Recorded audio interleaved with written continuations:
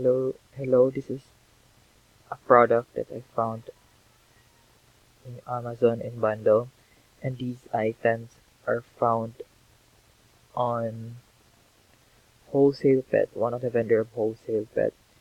So I found this a good product because first, um, the rank is really good. The rank is below 10,000 for the past for almost past months, and I found that they have a very good sales. So these products, I found a store in Wholesalepet selling these products, and these four items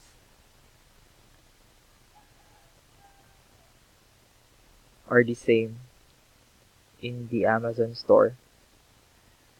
So since they are each of these item cost 2.36 each, so I just have to 2.36 times 4.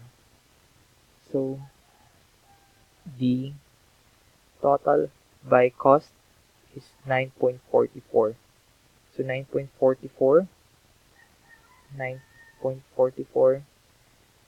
So this is the net profit excluding the prep fee.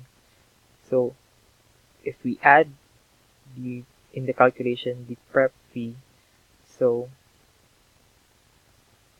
I think it's already added on the rev seller.